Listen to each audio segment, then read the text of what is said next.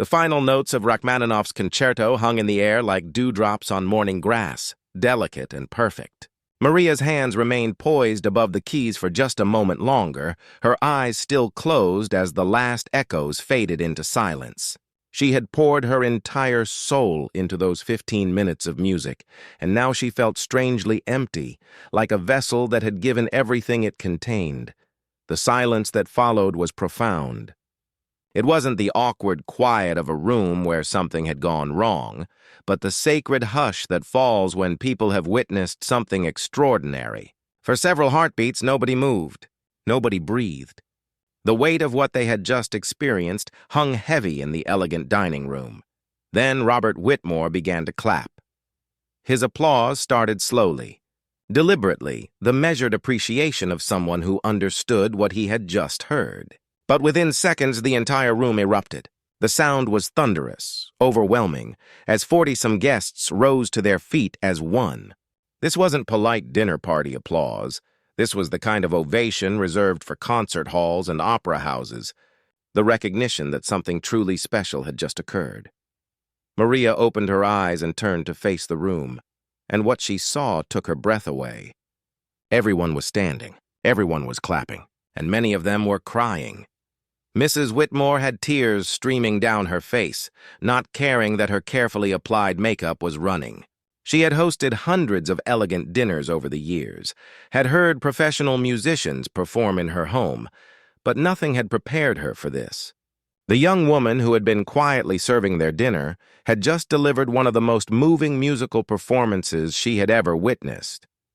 "Extraordinary," Robert Whitmore said, his voice thick with emotion as he approached the piano. "Absolutely extraordinary." "My dear girl, where on earth did you learn to play like that?" Maria felt overwhelmed by the intensity of the response. Her heart was racing, not from the physical demands of the performance, but from the emotional weight of finally being seen, truly seen, for who she really was. These people who had barely noticed her existence an hour ago were now looking at her with wonder and respect. "I studied at the Chicago Conservatory," she managed to say, her voice shaky. "I graduated 6 years ago with a degree in classical piano performance." The admission sent another wave of murmurs through the crowd. A conservatory graduate working as a waitress? The contradiction was stark and troubling. Several guests exchanged glances that said clearly, how had someone with this level of talent ended up serving tables? Tommy stepped forward, his earlier instincts now fully vindicated. "Why aren't you performing professionally?" he asked gently. "With talent like that, you should be on stage." Maria felt her cheeks burn with a mixture of pride and embarrassment. How could she explain the reality of the music world to these people who lived in a sphere where talent was assumed to automatically translate to success? How could she describe the endless auditions, the rejection letters, the slow erosion of confidence that came with being told repeatedly that there were no openings, no opportunities, no place for her in the professional music world? "It's complicated," she said finally. "The classical music industry is very competitive. There aren't many opportunities, and I needed to pay my bills while I kept looking." Catherine Mills had been standing near the back of the crowd, but now she pushed forward with the urgency of someone who had just discovered buried treasure. As the director of the Chicago Symphony's community outreach program, she had spent years searching for exactly this kind of talent, skilled musicians who could connect with audiences on an emotional level. "Miss, I'm Catherine Mills with the Chicago Symphony," she said, extending her hand. "That was one of the most moving performances I've heard in years. Would you be interested in auditioning for our community concert series?" Maria felt the world tilt slightly on its axis. The Chicago Symphony? She had dreamed of working with them since she was a teenager, had attended their performances whenever she could afford a ticket to the cheapest seats. And here was their community outreach director offering her an audition based on a single impromptu performance. "Yes, absolutely," Maria stammered. "I would be honored." The crowd around the piano had grown as word spread through the room. Other guests were approaching with business cards, with invitations, with opportunities. A woman who ran a music academy in the suburbs wanted to discuss teaching positions. A man who organized private concerts for wealthy patrons was interested in booking her for events. The owner of a small but prestigious music venue downtown was talking about featured performances. "You have a gift," said Dr. Peterson, a retired music professor who had been quietly observing from table 12. "Not just technically, though your technique is flawless, but musically. You understand what the composer was trying to say." "That can't be taught." Maria felt tears welling up in her eyes. After years of rejection and invisibility, after countless nights wondering if she had made a terrible mistake in pursuing music, here were respected members of Chicago's cultural community telling her that her gift mattered, that she had something valuable to offer the world. Mrs. Whitmore appeared at her side with a glass of champagne. "My dear, you've given Robert the most wonderful birthday gift imaginable. But more than that, you've reminded all of us why music matters. In our busy lives, we sometimes forget the power of true artistry." As the evening progressed, Maria found herself at the center of a whirlwind of conversation and opportunity. Business cards accumulated in her hands like autumn leaves. Phone numbers were exchanged. Audition dates were tentatively scheduled. The transformation was so sudden and complete that she felt dizzy with possibility. Tommy approached her during a brief lull in the attention. "I have to ask," he said quietly. "How did you know to play something so ambitious? Most people in your situation would have chosen something safe." Maria smiled, remembering her decision at the piano bench. "Because I've been playing it safe my whole life," she said. "Tonight felt like my one chance to show people who I really am. I couldn't waste it on chopsticks." The party continued well past its scheduled end time, but now it had a different energy. The focus had shifted from polite birthday celebration to impromptu concert appreciation. Guests who had been ready to leave lingered to talk with Maria, to hear more about her musical background, to offer support and encouragement. By the time the evening finally wound down, Maria's life had changed completely. She had concrete audition opportunities, potential teaching positions, and most importantly, a renewed sense of hope. The dreams that had seemed so impossible just hours earlier now felt within reach. As the last guests departed and the restaurant staff began cleaning up, Maria sat for a moment at the piano that had changed everything.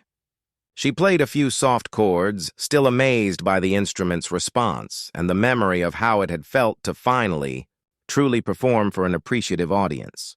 Antonio, the head server, approached with a knowing smile. "I guess we'll be losing you soon," he said, not unkindly. Maria nodded, tears of gratitude and excitement flowing freely now. "I guess you will." 2 weeks later, Maria performed her first official concert with the Chicago Symphony's Community Series. The venue was packed, and in the front row sat Robert and Mrs. Whitmore, Tommy, and several other guests from that transformative birthday party. As she took her bow to thunderous applause, Maria caught sight of her old electric keyboard, now donated to a local youth center where other struggling musicians could use it to keep their dreams alive. The Waitress had become the pianist she was always meant to be, and it had all started with one brave moment at a neglected piano when she chose to trust in her gift and let the world hear her true voice. Maria's legs felt like they were made of water as she walked toward the piano. Each step seemed to take forever, yet somehow she arrived at the bench far too quickly. The conversations around the room hadn't completely stopped. Some guests were still chatting quietly about business or family matters, but she could feel curious eyes following her movement. Most of them probably expected some simple background music, maybe Happy Birthday or a basic melody they could ignore while they finished their coffee. She reached the piano bench and paused, her hand resting on its smooth wooden surface. This was her last chance to back out, to make some excuse about being too nervous or not knowing any appropriate pieces. But as she looked at the keys, something stirred deep inside her chest. It had been so long since she'd played on a real piano, since she'd felt the weight of proper keys beneath her fingers instead of the cheap plastic of her electric keyboard at home. The piano bench was exactly the right height, perfectly positioned. As Maria sat down, she noticed how comfortable it felt, like coming home after a long journey. She adjusted her position slightly, finding the familiar posture that her teachers had drilled into her years ago. Straight back, relaxed shoulders, arms positioned just so. Her body remembered even when her mind was racing with doubt. She lifted the fallboard that covered the keys, revealing the beautiful black and white expanse that had been her world for so many years. The keys looked pristine, well-maintained, despite the piano's apparent neglect. Someone had been taking care of this instrument, keeping it ready for moments like this. Maria's breath caught in her throat as she realized what she was looking at. This wasn't just any piano. The craftsmanship, the touch, the response when she gently pressed middle C. This was a concert-quality Steinway, the kind of instrument that most pianists could only dream of playing. Behind her, the room had grown noticeably quieter. Not silent, but hushed in the way that happens when people sense something significant is about to occur. Maria could hear the soft clink of coffee cups being set down, the rustle of clothing as guests turned in their chairs to get a better view. The pressure was enormous, but strangely, as her fingers found their natural position on the keys, some of her nervousness began to fade. This was where she belonged. Not serving tables or apologizing for taking up space, but here at a piano, ready to create something beautiful. For the first time all evening, Maria felt like herself. She closed her eyes for a moment and let her mind wander through her repertoire. What should she play? Something simple and safe that would meet their expectations? A familiar tune that everyone would recognize? But as her fingers rested on the keys, feeling their perfect weight and response, she knew she couldn't settle for simple. This piano deserved better. This moment deserved better. She deserved better. When Maria opened her eyes, her decision was made. She would play Rachmaninoff's Piano Concerto No. 2, but not the full orchestral version, an arrangement she'd learned that captured the piece's emotional power while working within the constraints of solo piano. It was ambitious, technically demanding, and absolutely not what anyone in this room was expecting from their waitress.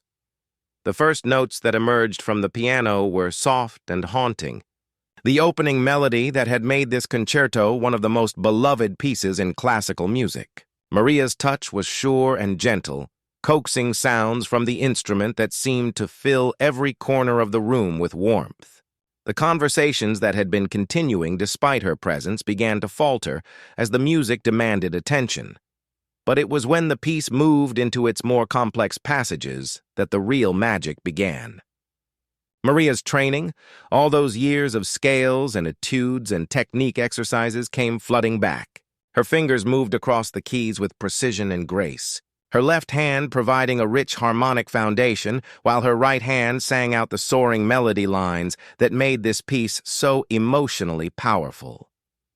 The transformation was complete and immediate.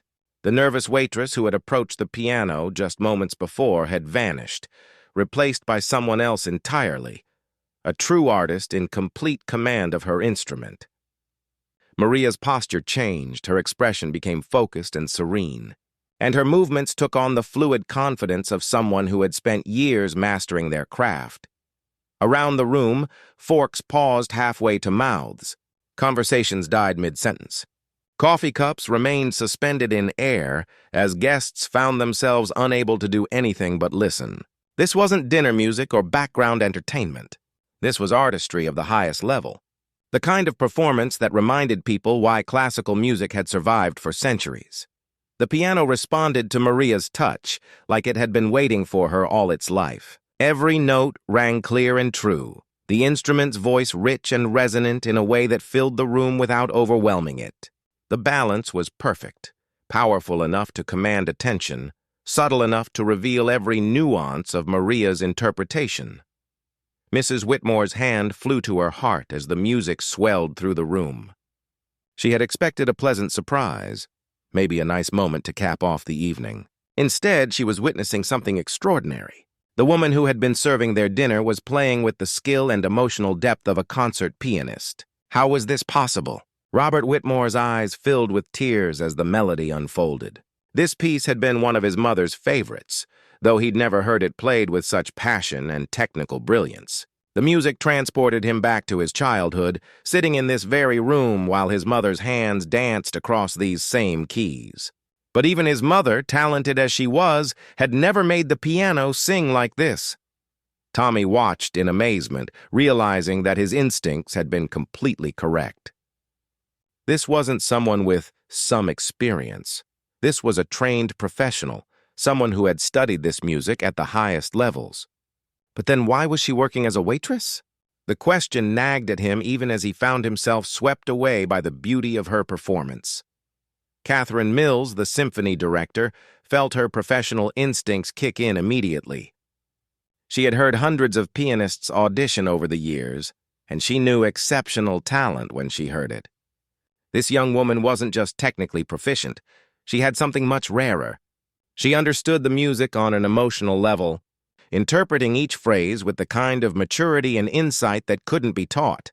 As the piece moved through its various sections, Maria felt herself falling deeper into the music. All the stress and worry and disappointment of the past few years seemed to flow out through her fingertips and into the piano. Every rejection letter, every bill she couldn't pay, every night she'd fallen asleep wondering if she'd made the wrong choice in pursuing music. It all became fuel for her performance. The technical demands of the piece were significant, but Maria's fingers found their way through the complex passages with ease. Years of practice had made these movements automatic, freeing her mind to focus on the emotional content of the music. She wasn't just playing the notes, she was telling a story, painting pictures with sound, creating something that touched the very souls of everyone listening. The room had become completely silent except for the music. Even the kitchen staff had stopped their work to listen through the doorway. This was one of those rare moments when time seemed to stop, when something transcendent occurred that reminded everyone present why art mattered, why beauty was essential to human experience. As Maria approached the piece's climactic sections, her playing became even more passionate and powerful. The piano responded magnificently, its voice soaring through the room with a richness and depth that seemed to resonate in everyone's chest. This was what the instrument had been built for. Moments like this, when music and musician became one and created something larger than the sum of their parts. The dessert service was nearly complete when Maria noticed she was being watched. As she cleared the empty cake plates from table 4, she felt eyes following her movements. It made her slightly uncomfortable, wondering if she'd made some mistake in her service. She double-checked her appearance in the reflection of a silver serving tray. Her hair was still neat, her uniform clean. Nothing seemed out of place. The watcher turned out to be Tommy Whitmore, Robert's 26-year-old grandson. He had been observing Maria throughout the evening, not in an inappropriate way, but with curious interest. Unlike many of the other guests who barely acknowledged the serving staff, Tommy had a habit of really seeing people. It was a trait that had served him well in his job as a social worker, where reading people and noticing details could make all the difference. Tommy had noticed how Maria's gaze kept drifting to the piano. At first, he thought she might just be admiring its beauty. It really was a magnificent instrument. But there was something different about the way she looked at it. Her expression wasn't that of someone simply appreciating a pretty object. It was the look of someone who understood what they were seeing, who recognized its true value beyond its appearance. He'd also noticed how Maria's hands moved sometimes when she walked past the piano. Her fingers would flex and stretch in subtle patterns, almost like she was playing invisible keys. Tommy had seen similar movements before when his grandfather used to listen to classical music. The old man's fingers would dance along with melodies only he could hear, conducting invisible orchestras from his favorite armchair. But what really caught Tommy's attention was the moment during the main course when someone at table 7 had made a comment about Mozart being too simple for modern audiences. He'd seen Maria's reaction, a quick flash of disagreement, that she'd immediately suppressed. It was the kind of reaction you'd expect from someone who truly understood classical music, not just a casual listener. As Maria approached his table to refill his coffee, Tommy made a decision that would change everything. His grandmother had always taught him to trust his instincts about people, and his instincts were telling him that there was more to this waitress than met the eye.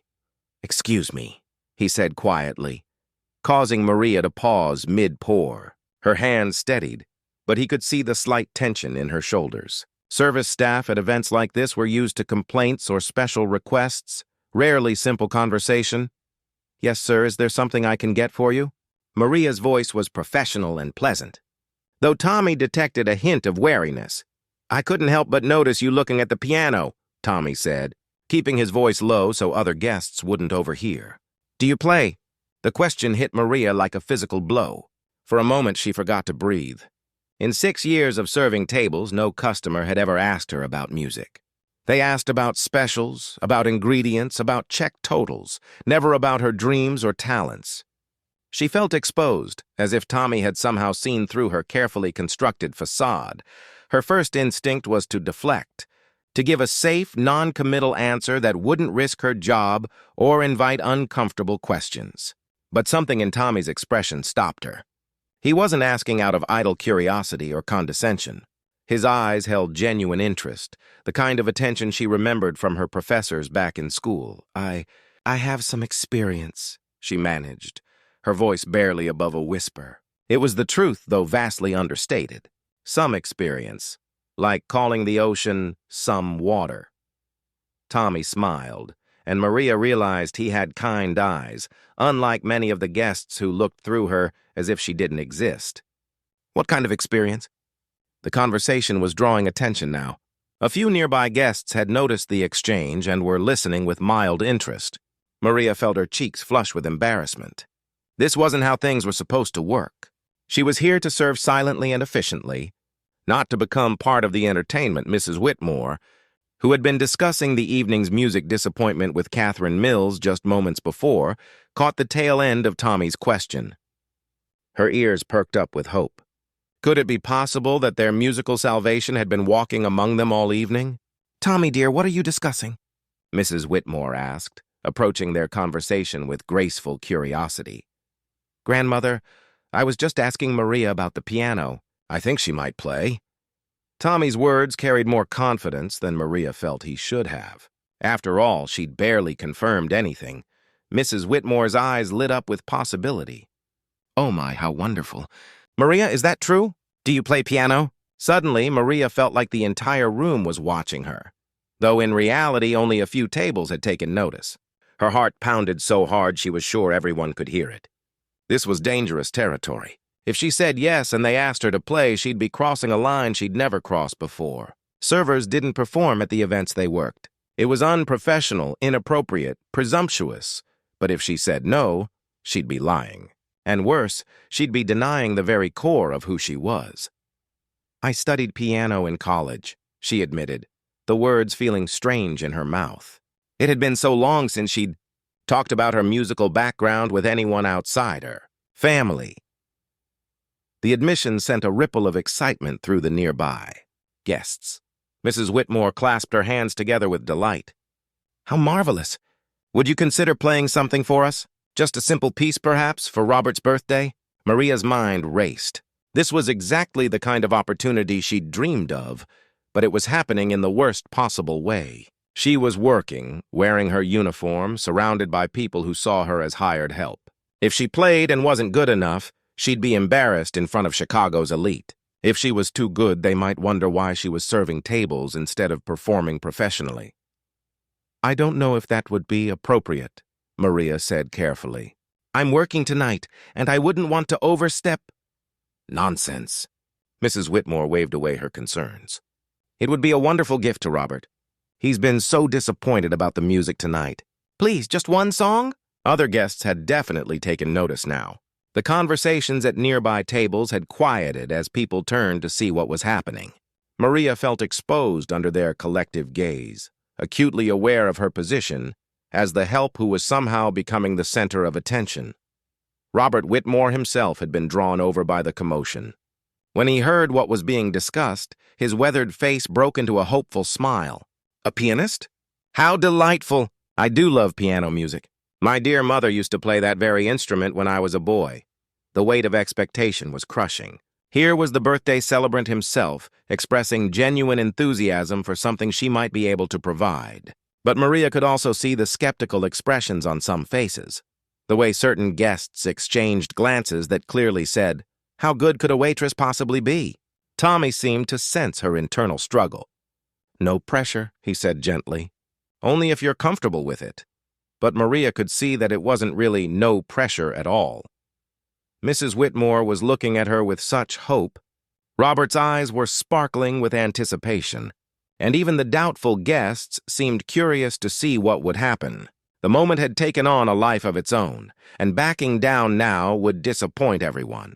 More importantly, backing down would disappoint herself. How many times had she imagined having an audience, any audience, that wanted to hear her play? How many nights had she fallen asleep dreaming of sharing her gift with people who would appreciate it? "I suppose I could try something simple," Maria heard herself saying, though her voice sounded far away, like it belonged to someone else. The words were out before she could take them back. Mrs. Whitmore beamed with delight, and a small crowd began to gather around the piano area. Maria's legs felt unsteady as she realized what she'd just committed to. In a few moments, she would either fulfill a dream or face her worst nightmare. She looked at the piano, waiting silently in the corner, its polished surface reflecting the chandelier light like a mirror. Soon, her hands would touch those keys, and everyone would know exactly who she really was. The private dining room at Romano's was transformed that Friday evening. Crystal chandeliers cast a warm glow over tables draped in crisp white linens, and fresh roses filled elegant vases throughout the space. Maria had never seen the room look so magnificent. Usually, it hosted business meetings or small wedding parties, but tonight was special. The Whitmore family had spared no expense for patriarch Robert Whitmore's 75th birthday celebration. Maria straightened her uniform one last time before entering the room. She'd been selected to work this event because of her excellent service record, and the extra pay would help with her mounting bills. As she stepped through the doorway, she was struck by the sophistication of the gathering. Men in perfectly tailored suits chatted with women wearing designer dresses that probably cost more than Maria made in 6 months. Their jewelry caught the light as they gestured, and their confident laughter filled the air. These weren't her usual customers. This was Chicago's elite, the kind of people who attended symphony galas and art museum fundraisers. Maria recognized a few faces from the society pages of the newspaper. There was City Councilman Rodriguez discussing politics near the window, and wasn't that Catherine Mills, the woman who ran some important cultural program? Maria had read about her in the arts section just last week, but what truly captured Maria's attention was the baby grand piano positioned in the far corner of the room. It was a beautiful Steinway, its mahogany surface gleaming despite years of neglect. The instrument sat silently, like a sleeping giant waiting to be awakened. Maria's heart skipped a beat as she recognized the craftsmanship. This was the kind of piano she'd dreamed of owning someday, the kind that could produce the rich, resonant tones that made classical music come alive. "Maria, table 6 needs more wine," called Antonio, the head server for the evening. She snapped back to reality and hurried to fulfill the request. Throughout the cocktail hour, she moved efficiently between tables, refilling glasses and offering appetizers, but her eyes kept drifting back to that piano.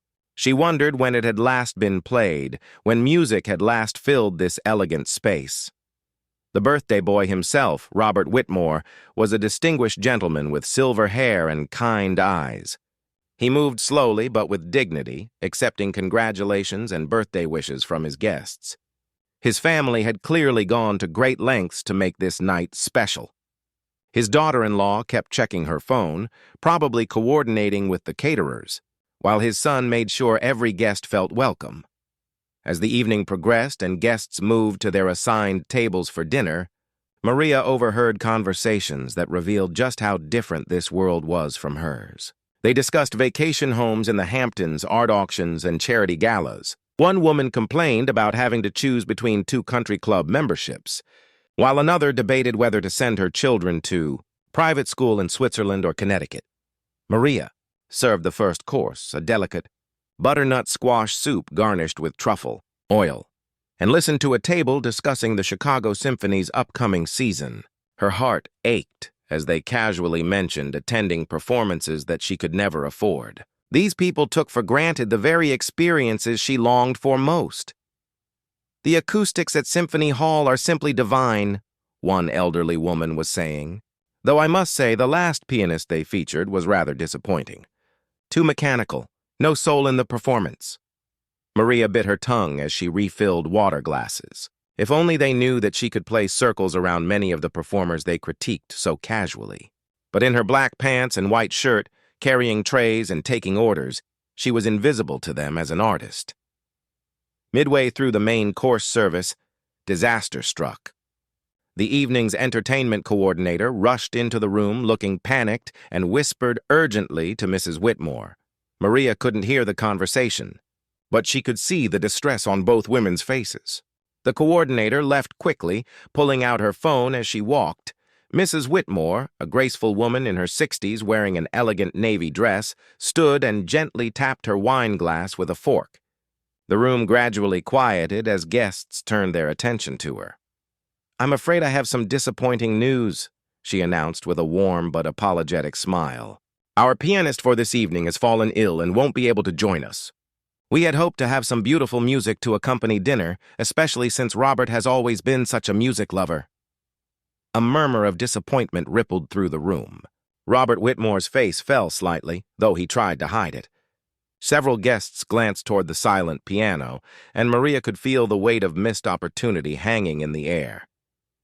"It's quite all right, dear," Robert said, patting his wife's hand. "The company is music enough for these old ears." But Mrs. Whitmore wasn't ready to give up.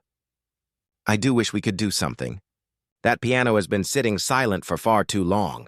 Robert's mother used to play it beautifully when this room was part of their family home, before we donated it to the restaurant."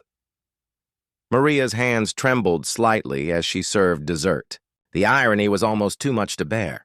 Here was a room full of people who could afford to hear the world's greatest musicians perform, and just feet away sat an instrument that could produce magnificent music, if only someone would play it. As she worked, Maria found herself studying the piano more closely. Even from across the room, she could see it was well maintained, despite its silence. The keys looked clean and properly aligned, and the bench was positioned at exactly the right height. Her fingers itched to touch those keys, to coax beautiful sounds from the neglected instrument. The conversation at various tables had turned to music and the disappointment of the evening's lost entertainment. An older gentleman was telling stories about the great pianists he'd heard over the years: Van Cliburn, Martha Argerich, Emanuel Ax.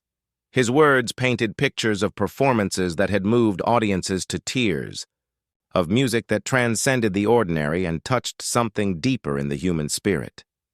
Maria knew exactly what he meant. She'd experienced that transcendence herself, both as a performer and in the audience during her student days. Music had the power to transform not just the listener, but the performer as well. When she played, especially pieces that challenged her technically and emotionally, she felt like she became someone else entirely, someone confident, powerful, and complete. But tonight, she was just the waitress, clearing plates and refilling coffee cups while others discussed the very art form that was her greatest passion. The contrast between who she was in this room and who she could be at a piano was almost painful to contemplate. As the evening wound down and guests lingered over coffee and birthday cake, Maria noticed Robert Whitmore standing alone near the piano. He placed one weathered hand gently on its surface, and she saw a wistful expression cross his face. Perhaps he was remembering his mother's playing, or thinking about all the beautiful music this instrument could create if given the chance. The sight of him standing there, so clearly moved by the mere presence of the piano, made Maria's decision for her. She didn't know how or when, but somehow before this evening ended, she was going to find a way to honor both this man's love of music and her own desperate need to share her gift with the world. The alarm clock screamed at 5:30 a.m., but Maria Elena was already awake. She had been staring at the ceiling for the past hour, her mind racing with the same worries that haunted her every morning. Rent was due in 3 days, and she was still $200 short. Her fingers traced the familiar pattern of scales on her bedsheet, a habit she'd developed over the years when she couldn't access a real piano. Her tiny studio apartment on the south side of Chicago told the story of someone caught between two worlds. A prestigious music degree from the conservatory hung on the wall, its gold seal catching the early morning light that filtered through her single window. Below it sat a small electric keyboard, the kind you'd find in a beginner's music class. Nothing like the grand pianos she'd trained on for years. The contrast was painful, but it was all she could afford. Maria rolled out of bed and stepped carefully around the keyboard. In a space this small, everything had to have its place. Her waitress uniform hung neatly on the back of the bathroom door, pressed and ready for another long shift at Romano's Italian restaurant. The black pants and white shirt weren't glamorous, but they paid the bills. Barely. As she brushed her teeth, Maria caught her reflection in the small mirror above the sink. At 28, she still looked young, but there were new lines around her eyes that hadn't been there when she graduated 6 years ago. Back then, she'd been so confident about her future. Every professor had praised her technique. Her senior recital had received a standing ovation. She'd applied to symphony orchestras across the country, dreaming of performing in grand concert halls. But the music world was brutally competitive. For every open position, hundreds of qualified pianists applied. Her savings ran out faster than she'd expected while waiting for callbacks that rarely came. When her roommate moved out unexpectedly, Maria had to choose between keeping her nice apartment or eating regularly. The choice was obvious, but it still stung. The coffee maker gurgled to life, filling her small kitchen with the rich aroma that helped her face each day. While it brewed, Maria sat at her keyboard and plugged in her headphones. This was her morning ritual, the 15 minutes that kept her sane. Her fingers found their way to Chopin's Nocturne in E-flat major, one of her favorite pieces.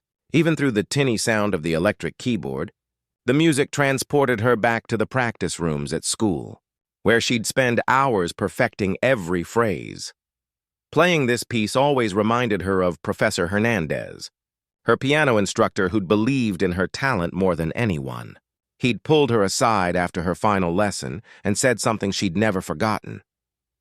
"Maria, you have a gift that goes beyond technique. You feel the music in a way that can't be taught. Don't let the world make you forget that." Some days those words felt like a lifeline. Other days, like today, they felt like a cruel reminder of dreams that seemed further away than ever. Her phone buzzed with a text from her manager at Romano's. "Can you pick up an extra shift this weekend? Big private party needs more servers?" Maria sighed and typed back a quick yes. She needed the money, even though it meant giving up one of her rare free days.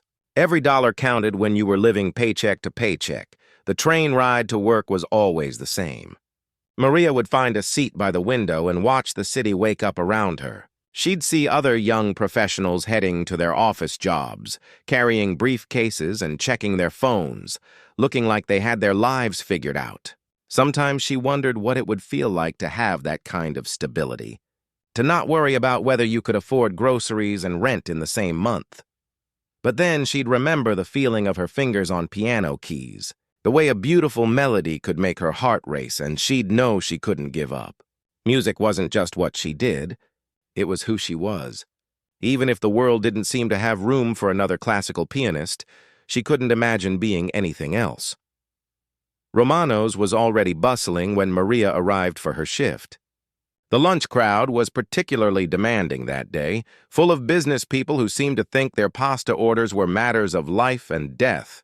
Maria smiled and took their complaints with grace, but inside she found herself humming Mozart to stay calm. Her co-worker Jessica noticed her humming during a brief lull between rushes. "You know, you have a really pretty voice," she said, refilling salt shakers. "You should audition for one of those singing competition shows." Maria appreciated the compliment, but it stung a little too.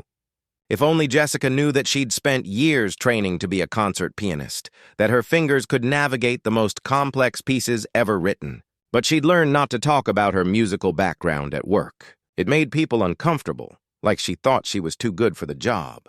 And honestly, some days she did feel that way, which only made her feel guilty. The afternoon dragged on with the usual parade of difficult customers and complicated orders. A businessman snapped his fingers at her to get her attention, treating her like she was invisible until he needed something. A woman complained loudly that her salad dressing was on the side instead of mixed in, even though that's exactly how she'd ordered it. Through it all, Maria kept smiling, kept professional, kept dreaming of the day when she could walk away from this life. During her break, Maria stepped into the alley behind the restaurant and called her mom. Her parents had been supportive of her music career at first, but as the years passed with no breakthrough, she could hear the worry creeping into their voices. They'd never say it directly, but she knew they wondered if she should consider a more practical career path. "How are you doing, sweetheart?" her mom asked, and Maria could picture her sitting in the kitchen of their small house back in Ohio. "Probably folding laundry or preparing dinner. I'm good, Mom. Work's keeping me busy." Maria didn't mention the stress about rent or the way her hands ached after long shifts from carrying heavy trays instead of making music. "Your cousin Danny got promoted again at his accounting firm," her mom said carefully. "He's buying a house now with a yard for the kids." Maria closed her eyes. She loved her family, but these conversations always left her feeling like a failure. "That's great for Danny," she said, trying to keep the defensiveness out of her voice. After the call, Maria sat in the alley for a few more minutes, watching pigeons pick at crumbs near the dumpster. Sometimes she felt like those birds, scrounging for whatever scraps life threw her way. But she wouldn't give up. Couldn't give up. Somewhere out there was the opportunity she'd been waiting for, the chance to show the world what she could really do. She just had to keep believing it would come.